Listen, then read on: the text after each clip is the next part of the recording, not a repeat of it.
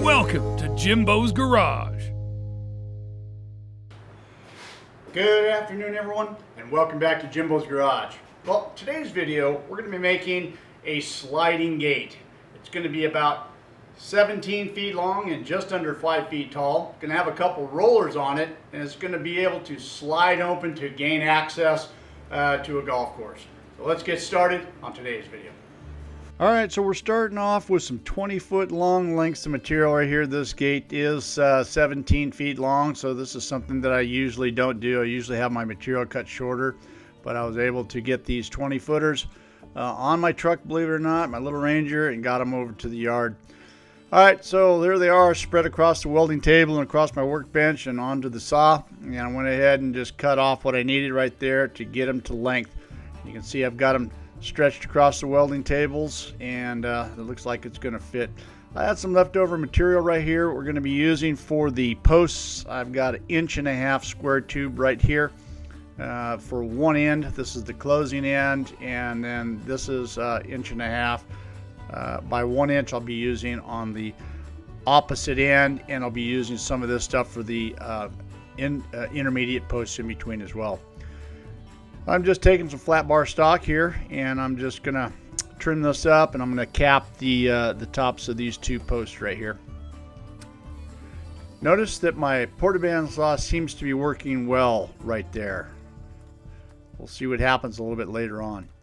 All right, so you see I'm just going ahead and welding this up. This is something I do just about on all my gate videos. You know, I like to close off the ends and then grind them flat. It just makes for a finished look. A lot of people leave them open, or they put caps, plastic caps on the top, and that's fine. You know, whatever.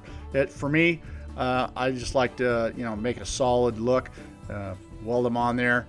And again, I mentioned I like to leave the bottoms open.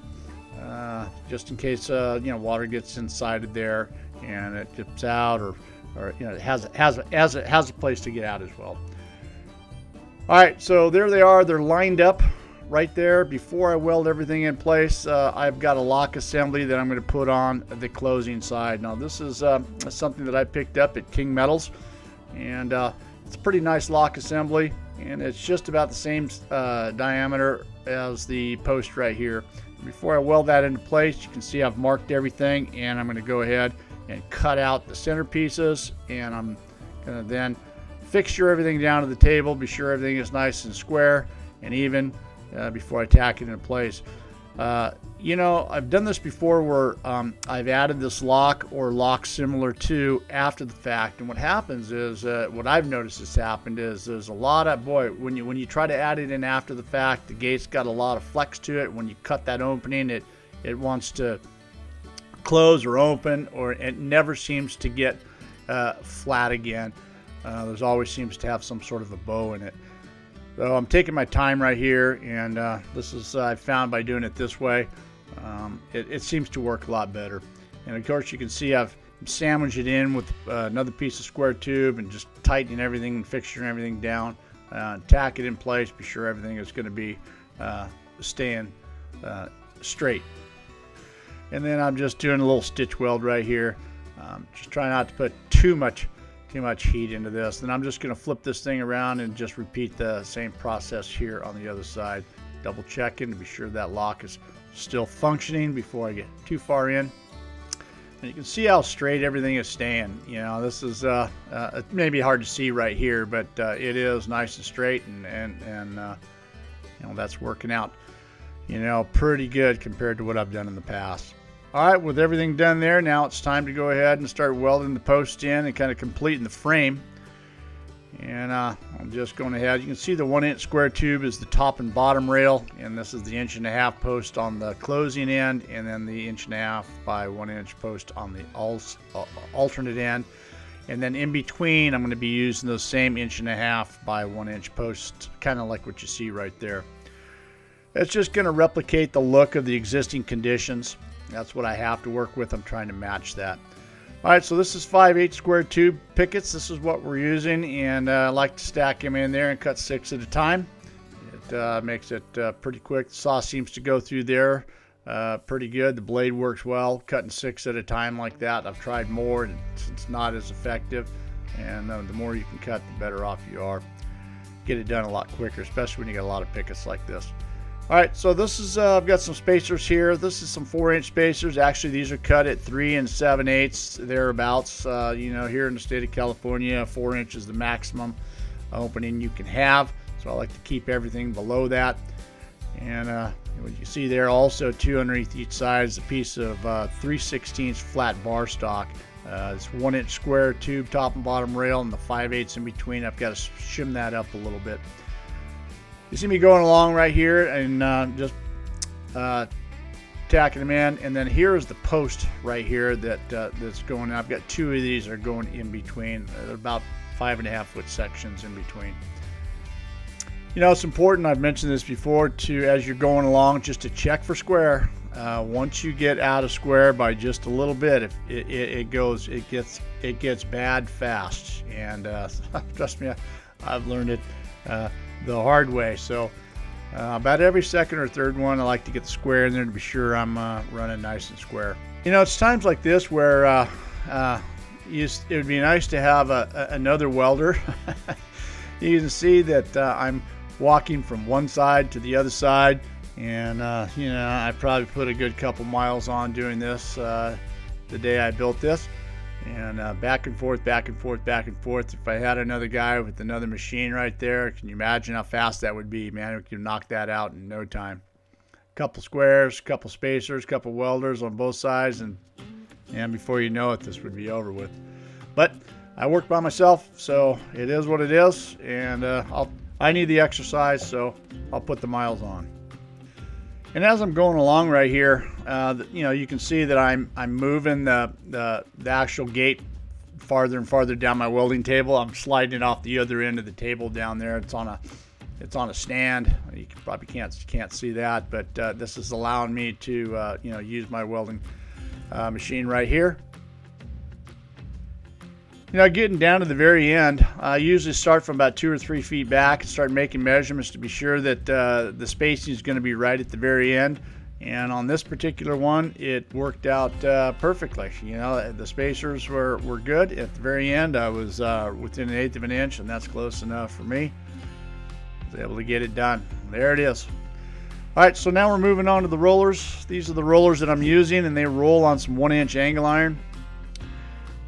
And since the gate's 17 feet long, I wanted to put these rollers in a position where the gate wouldn't sag one way or another. So I didn't want to have them too close to the outside edge where the gate would sag in the middle, or I didn't want to have them too far in where it would sag on the outside. So I settled on about 40 inches, I think it was, in between, and that seemed to be just right. It stayed nice and straight and nice and square. Clamping everything into place and getting some tacks in there. Be sure everything's not going to go anywhere. You can see I've got it spaced up there so it's nice and even. I'm not going to weld this all the way across. There's really no need to. It's about 1 inch or so on either side. Once I got that out of the way, it's time to work on the actual 1-inch angle iron base that the gate's going to roll on. And so these are brackets that I'm making here. They're going to go on one side. There's actually 30 feet of track that I'm going to be using here, the 1-inch angle iron. And so on one side of this, they're going to be mounted to the top of the wall. And the other side, they're going to be mounted to the face of the wall. So the angle iron is going to be going roughly right on the very edge of a wall. So I want to be able to anchor it in both positions, vertically and horizontally. Once I got these brackets done, stick them over to the Burr King, kind of clean them up a little bit. This is the flat bracket right here, and then this is the angle iron piece that I'm going to be using. I believe this is some 1.5-inch angle iron, and this is 1/8 wall thickness, 120. And then I'm just trimming it off a piece on the very end. And I'm going to drill a hole right here like I did on the flat pieces. This is what we're going to be using to mount to the vertical face of the wall. Once I got all these pieces done as well, Burr Kinged them up and softened up the edges, and then it's time to start welding them in place. All right, so there it is, 30 feet of 1-inch angle iron. You can see I've got it clamped to my welding table like it was the edge of the wall. And you can see here what I'm talking about. The flat piece is going to go on one side, and the angle iron piece on the other, so it mounts both horizontally and vertically to the wall. I just went ahead and just got all these pieces welded on all 3 lengths. So I had 4 pieces on each length on each side. So 4 flat pieces and 4 the angle iron pieces on both sides. I got these all welded up, and it's time to move on to the roller assembly that's going to hold the top of the gate in place. So I'm using these 3-inch rollers, and I'm going to be making a frame or bridge or whatever you want to call it that's going to go over the top. And I'm trying to keep it as least conspicuous as possible. This is going to be in a backyard, and I didn't want some big thing that's going to be in the middle of the fence here that's going to look awkward. I'm trying to keep it as clean and as tight as I possibly can, and so that's why I'm going with these 3-inch rollers, and I'm going to keep them right close to the very top. This gate is rolling flat, level I should say, so there's not going to be any incline or decline when the gate is rolled open or closed, and therefore I can get away with these small 3-inch rollers. They also make 6-inch rollers in case you happen to have a little bit of an incline. The gate will stay within those rollers.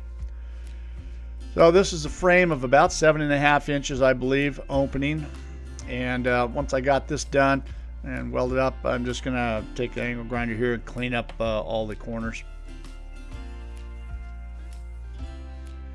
And once I got that done, you can see that I've got the thing shimmed up, and I've got these rollers right near the very top. I did leave a little bit of room, about a 1/2 inch on the top right there, and that's about as close as I wanted to get. I remember I have the cap that needs to roll in there, and it's a little proud of the gate by about a 1/2 inch or 5/8. So I've got a little bit of room there. So I got everything all clamped in, and just went ahead and welded these things out. I elected to go all the way across on this right here. Probably didn't need to, but it just seemed like it just was cleaner doing it that way. All right, and then these are tabs. This is what I'm going to be using to mount this to the existing fence post there.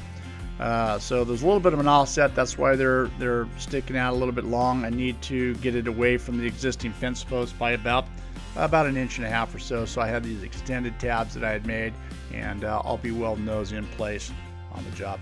Interesting thing right here, these cast iron caps. Remember we talking about the bandsaw earlier? Something about this cap right here, I don't know what it was, but right at the very end of this thing, it was like hard as granite.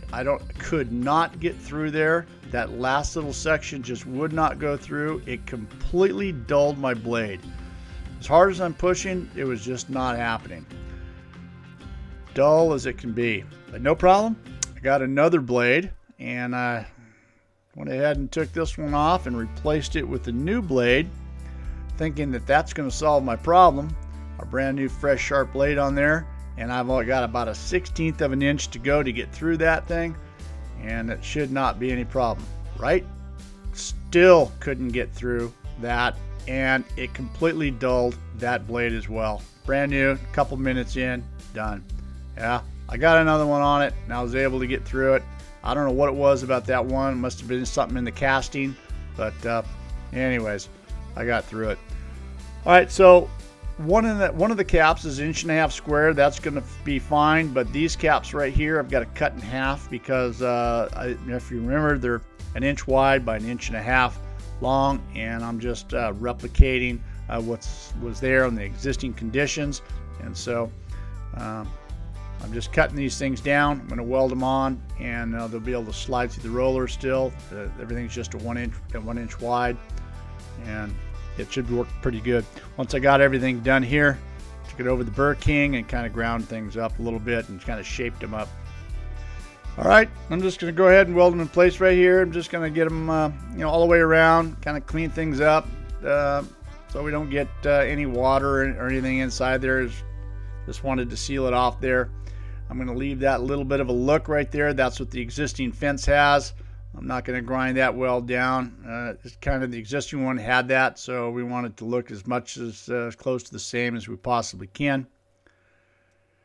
And then this is the last one right here. This is the 1.5 inch square. All right, just like that. There it is, nice and complete. Fairly lightweight, stands up. And this is a fun little project. It was manageable for me. Even though it was 17 feet long, it was manageable. And I was able to get it done on my shop. And it was good, and it looked good installed. I hope you guys enjoyed watching this video. Thanks for watching. Don't forget to check out my website, jimbosgarage.com. Follow us on Instagram. Check us out on Facebook. Thanks again for watching. See you guys next week.